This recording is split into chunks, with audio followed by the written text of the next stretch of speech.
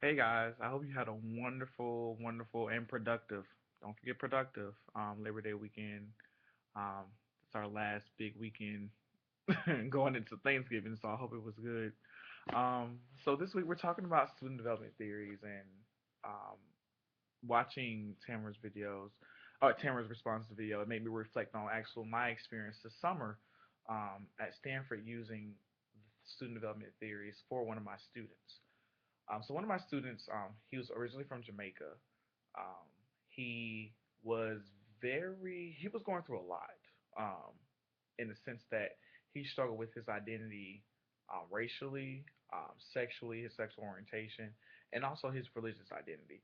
So he had a whole spectrum of issues going on that um, entered into his development through his matriculation at Stanford. But one of the two aspects that I really want to harp on was his sexual identity and his black identity. Um, Seeing as that I'm a big fan of Cross's Nigrescence theory, I actually have my poster board from our student of every theory class last semester. Yes, I still have it. It looks very beautiful. It's one of my prized possessions. I'm very big on that theory, and I do enjoy that theory and getting the different perspectives of other African American individuals and seeing where they fall in line with his theory. With my students in particular, since he's from Jamaica, he was basically he had low race salience. He didn't really acknowledge the fact that he was black, or he didn't see how it was important in being black.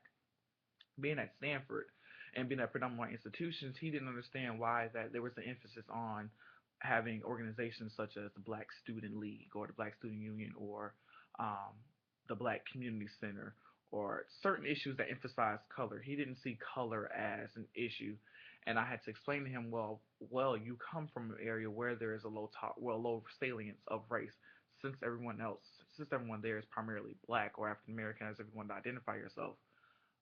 There really is no acculturated difference of opinion. You don't see a different spectrum of color, and therefore you're negligent or naive to other aspects of black culture. And so explaining to him how his identity and shaping his identity around identifying that he is black and understanding what that means at this institution and how this institution has offices or services built to sustain and to assist him with these issues that he may encounter was an interesting challenge that I've never really taken on before, because being a person of color and being a person knowing and being uh, in this country for so long, I've become adapted to knowing, I am black, and also knowing how to perceive myself and how others perceive me, and going through that whole notion. But now seeing is that he didn't understand that and just was still colorblind even at the age of 20, 21, was really baffling to me. And then moving on to his sexual identity. Um, he identified himself personally as being gay, but he didn't identify the campus culture with acknowledging the fact that he was gay. He didn't see himself being accepted into Stanford. And here's the funny part. He said that he understood the campus would accept him, and the culture of Stanford accepts individuality and accepts inclusivity. He knows that this is a welcoming and accepting culture. However, he still felt hesitant and therefore did not acknowledge himself or acknowledge his sexual orientation because of the fear of being unaccepted. And so for me, I thought it was very interesting because even with our trials and tribulations that we go through, we may know, even with friends, we may feel judged by friends, and even though we know our friends love us and we still feel like our friends won't judge us, we're still hesitant to tell our friends certain things because we assume that they won't accept us or they will judge us or that we fear society and everything that we do may not perceive us even though they say they do.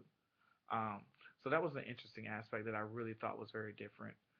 But student memory theories, and going back to the readings, I definitely see that it was an overlap. Well, not really an overlap, but it was more of a review of what we've already known and what we already come accustomed to. But now going into my second year, I see myself now applying these theories and looking more into how these theories interact with not only what we're doing, but how I adapt to these theories personally, because now I look at the theories and challenge myself.